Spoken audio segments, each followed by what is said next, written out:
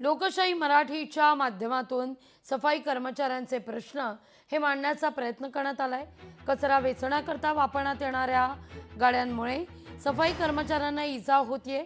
अनेक गाड्यांना दरवाजे आहेत, खिडक्या आहेत, काचा नाही आहेत, काचा आहेत तर त्या तुटलेल्या आहेत, दरवाजे निखळलेले आहेत, अशी परिस्थिती आहे। तसंच सिग्नल लाईट्सही बंद आहेत। या गाड्यांचं रोज ऑडिट होतं, मात्र मुकादमचं दुर्लक्ष आणि कंत्राटदार पालिका अधिकाऱ्यांपासून ते मुकादमपर्यंत सगळ्यांनाच मॅनेज करत असल्यामुळे कर्मचाऱ्यांना याचा नाहक फटका सहन करावा लागतोय।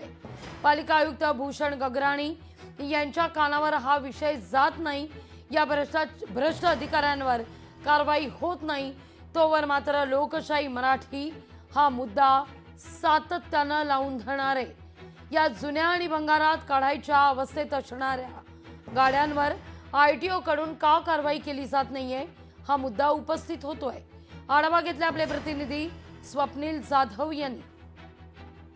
लोकशाही मराठीच्या माध्यमातून सफाई कर्मचाऱ्यांच्या जीवाशी सुरू असलेला खेळ हा आपण दाखवतो। खरं तर अनेक दिवसांपासून सफाई कर्मचाऱ्यांचा आवाज लोकशाहीच्या माध्यमातून दाखवण्यात येतोय। जे सफाई कर्मचाऱ्यांसाठी सफाई म्हणजे कचरा वेचण्यासाठी गाड्या वापरल्या जातात त्या कशा क्षतिग्रस्त आहेत, नादुरुस्त आहेत, या संदर्भात वारंवार लोकशाहीकडून सवाल उपस्थित करण्यात आलेला आहे। हीच गाडी जर बघितली तर गाडी चालवण्याच्या सुद्धा या लायकीची आपल्याला पाहायला मिळत नाही। अनेक बिघाड या गाडीमध्ये पाहायला मिळतात। कोणत्याही प्रकारची लाईट जी आहे, हेडलाईट, टेल लाईट सुद्धा, साईड लाईट सुद्धा काम करत नाहीये। कर्मचाऱ्यांसाठी कॉकपीट असेल, कॉकपीटमध्ये सुद्धा कशा प्रकारचे दरवाजे आणि कॉकपीटची अवस्था सुद्धा एकदम दयनीय आपल्याला पाहायला मिळते। खरं तर मुंबई महानगरपालिका आयुक्त भूषण गगराणी यांच्यापर्यंत जोपर्यंत हा आवाज पोहोचत नाही आणि कारवाई होत नाही तोपर्यंत मुंबई महानगरपालिका असेल, अधिकारी असेल, यांच्या विरोधामध्ये खरं तर हा कर्मचाऱ्यांचा रोष राहणार आहे।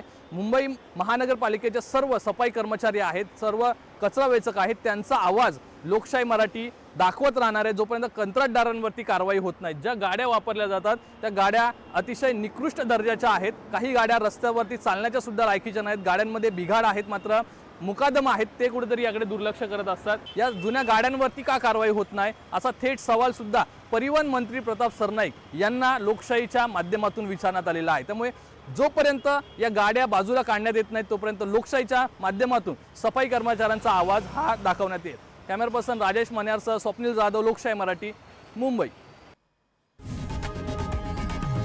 लोकशाही मराठी ऐका, पहा, जागरूक रहा।